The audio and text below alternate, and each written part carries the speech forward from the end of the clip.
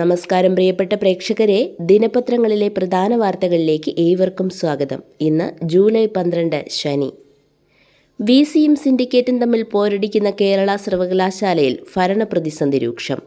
File നീക്കം സ്തംഭിച്ചതിനു പിന്നാലെ VC അധ്യക്ഷനായി ചേരേണ്ട യോഗങ്ങളും മുടങ്ങി. സ്ഥിരം വിസിയുടെ അഭാവത്തിൽ ഭരണം നിർവഹിച്ചിരുന്ന രജിസ്ട്രാറുടെ സ്ഥാനത്ത് ഇപ്പോൾ 2 പേർ. ഏത് രജിസ്ട്രാറുടെ നിയമനം ഭാവിയിൽ റദ്ദായാലും ഒപ്പിടുന്ന ഫയലുകളെ അത് ബാധിക്കാം. മെയ് 27 ശേഷം പതിവ് സിൻഡിക്കേറ്റ് യോഗം ചേർന്നിട്ടില്ല. സംസ്ഥാനത്ത് കീം മാർക്ക് ഏകീകരണം നടപ്പിലാക്കിയത് വളഞ്ഞ വഴിയെ. വിദഗ്ധ സമിതി നിർദ്ദേശങ്ങൾ പഠിച്ചു നടപ്പാക്കാൻ സമയം തികയില്ലെന്ന് മനസ്സിലാക്കിയതോടെ പ്രവേശന പരീക്ഷാ കമ്മീഷണറുടെ ഓഫീസിൽ നിന്ന് നൽകിയ 5 നിർദ്ദേശങ്ങളിൽ നിന്ന് സർക്കാർ പുതിയ ഫോർമുല തയ്യാറാക്കുകയായിരുന്നു. എൻട്രൻസ് മാർക്ക് മാത്രം പരിഗണിക്കുക, എൻട്രൻസ് മാർക്കും ഏകീകരിക്കാത്ത +2 മാർക്കും പരിഗണിക്കുക, തമിഴ്നാട് മാതൃക സ്വീകരിക്കുക, മറ്റു ചില സംസ്ഥാനങ്ങളുടെ മാതൃകകൾ സ്വീകരിക്കുക തുടങ്ങിയ നിർദ്ദേശങ്ങളാണ് കത്തിലുണ്ടായിരുന്നത്.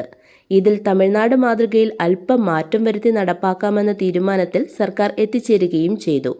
വിശദമായ പഠനം വേണമെന്നതിനാൽ ഇക്കൊല്ലം മാറ്റം നടപ്പാക്കരുതെന്ന് വിദഗ്ധ സമിതിയുടെ നിർദ്ദേശവും കണക്കിലെടുത്തില്ല. നേതാക്കൾ 75 വയസ്സ് തികയുമ്പോൾ പദവി ഒഴിയണമെന്ന് RSS മേധാവി മോഹൻ ഭാഗവതിന്റെ പ്രസ്താവന ചർച്ചയാകുന്നു.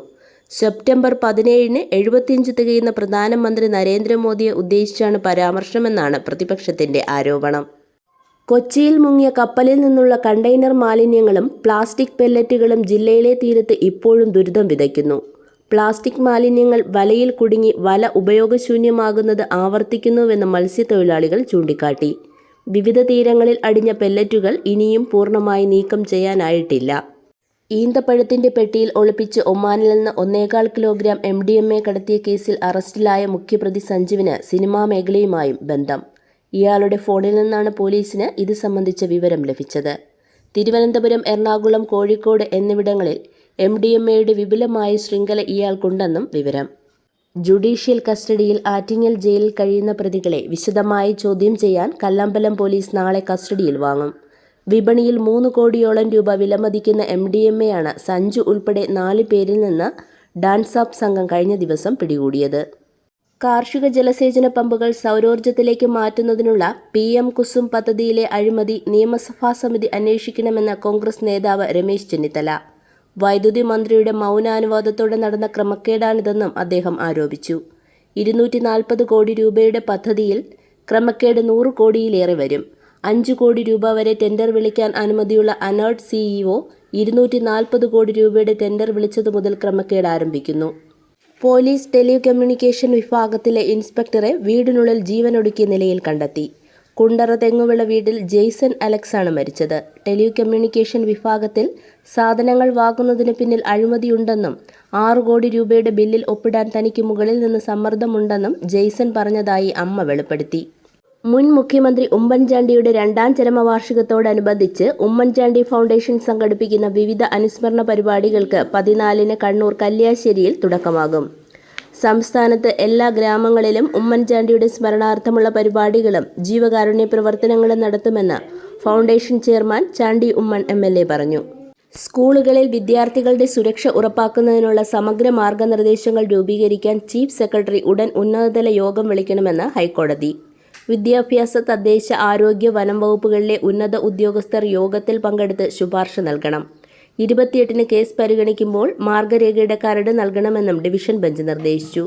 വയനാട് സുൽത്താൻ ബത്തേരിയിൽ സ്കൂൾ വിദ്യാർത്ഥി പാമ്പ് കടിയേറ്റു മരിച്ചതിനെ തുടർന്ന് അടിസ്ഥാന സൗകര്യങ്ങൾ ഉറപ്പാക്കാൻ ആവശ്യപ്പെട്ട് നൽകിയ ഹർജിയിലാണ് കോടതി നടപടി. സംസ്ഥാനത്തെ മെഡിക്കൽ കോളേജ് ആശുപത്രികൾ ഉൾപ്പെടെ പ്രധാന സർക്കാർ ആശുപത്രികളിലേക്ക് സ്റ്റെന്റും പേസ് മേക്കറും അനുബന്ധ ഉപകരണങ്ങളും വിതരണം ചെയ്ത വകയിൽ വിതരണക്കാർക്ക് നൽകാനുള്ളത് 158.68 കോടി രൂപ. 21 ആശുപത്രികളിലെ കണക്കാണിത്. തുക അടിയന്തരമായി അനുവദിക്കണമെന്ന ആവശ്യവുമായി വിതരണക്കാർ ആശുപത്രി സൂപ്രണ്ടുമാരെ കണ്ടു. ഇതേ ആവശ്യവുമായി മന്ത്രി വീണ ജോർജിന് കത്ത് നൽകും. അനുകൂല തീരുമാനമുണ്ടായില്ലെങ്കിൽ വിതരണം നിർത്തിവെക്കാനാണ് വിതരണക്കാരുടെ ആലോചന. മാനേജ്മെന്റ് അസോസിയേഷനുകളിൽ അംഗത്വമുള്ള 82 സ്വകാര്യ നഴ്സിംഗ് കോളേജുകളിൽ പുതിയ അധ്യയന വർഷം 10% ഫീസ് വർദ്ധിപ്പിച്ച് മെഡിക്കൽ വിദ്യാഭ്യാസ ഫീ റെഗുലേറ്ററി കമ്മിറ്റിയുടെ ഉത്തരവ്. സ്വാശ്രയ എഞ്ചിനീയറിംഗ് കോളേജുകളിലെ മെറിറ്റ് സീറ്റുകളിലെ ഫീസ് 5000 രൂപ വർദ്ധിപ്പിച്ചു. ചിരട്ടക്കരിക്കും പൊന്നും വില. തേങ്ങയുടെ ക്ഷാമവും വിലക്കയറ്റവും വെളിച്ചെണ്ണ വിപണിയിൽ മാത്രമല്ല, ഖനികളിൽ നിന്ന് സ്വർണം അരിച്ചെടുക്കാനും ജലശുദ്ധീകരണത്തിനും ഉൾപ്പെടെ പ്രധാന ഘടകമായ ആക്ടിവേറ്റഡ് കാർബൺ മേഖലയിലും പ്രതിസന്ധിയാകുന്നു.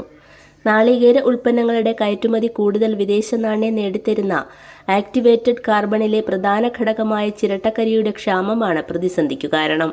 സുരക്ഷിത നിക്ഷേപം എന്ന നിലയിൽ മ്യൂച്വൽ ഫണ്ടുകൾക്ക് കേരളത്തിൽ നിക്ഷേപകർ വർദ്ധിക്കുന്നു. കേരളത്തിൽ നിന്ന് ഇതിനകം മ്യൂച്വൽ ഫണ്ടുകളിൽ 94,829 കോടിയുടെ നിക്ഷേപം ഉണ്ടായിട്ടുണ്ട്. മാസം ശരാശരി 635 കോടിയുടെ SIP നിക്ഷേപവും നടന്നു. ഇതോടെ ഇന്നത്തെ ദിനപത്രങ്ങളിലെ പ്രധാന വാർത്തകൾ സമാപിക്കുന്നു. നന്ദി, നമസ്കാരം.